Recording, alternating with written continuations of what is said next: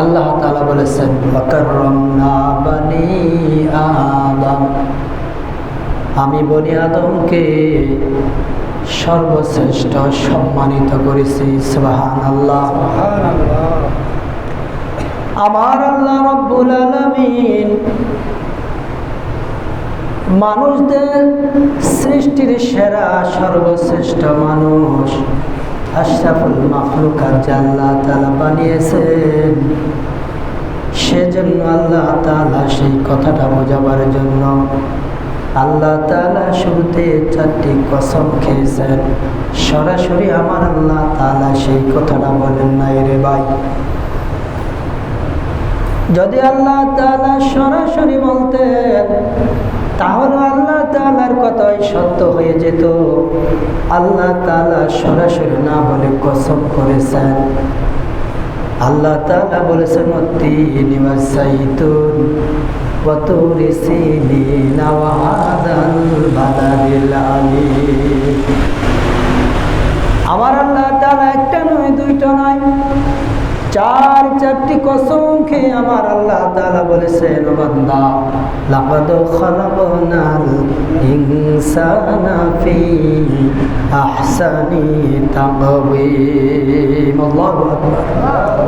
আমার আল্লাহ তাআলা বলেন বান্দা দুনিয়ার জমিনে সবচাইতে উত্তম অবয়ব দিয়ে আমি তোমাদেরকে সৃষ্টি করেছি।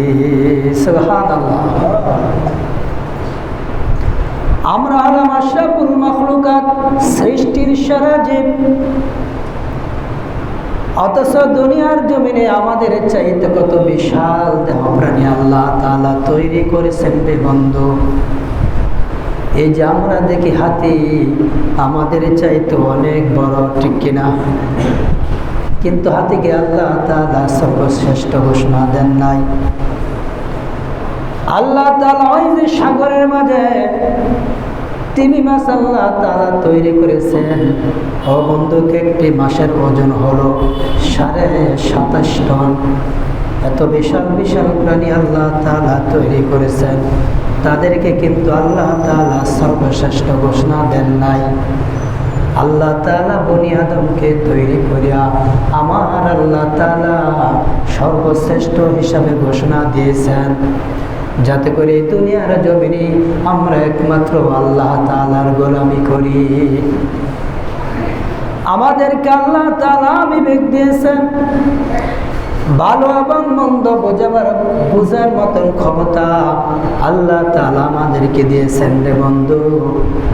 দুনিয়ার জমিনে কোনটা ভালো, কোনটা দুনিয়ার জমিনে খারাপ, দুনিয়ার জমিনে কোনটা হালাল আর দুনিয়ার জমিনে কোন কাজটা হারাম, এই বুঝার মতন ক্ষমতা কেবলমাত্র আল্লাহ তাআলা এই মানুষদেরকে আল্লাহ তাআলা দিয়েছেন।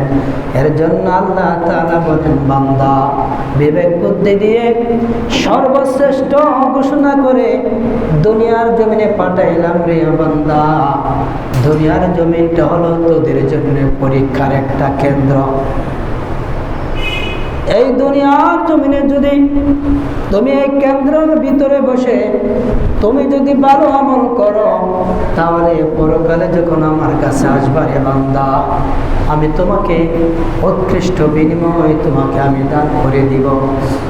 আর যদি অবহেলা করে অলসতা করে রে বান্দা, এই দুনিয়ার জমিনের পরীক্ষার সময়টুকু যেন যদি তুমি খরচ করে ফেলো, তাহলে কিন্তু আমার কাছে আশাই লাগবে, কিন্তু আমার কাছ থেকে তুমি কোনো যাজা পাবা না।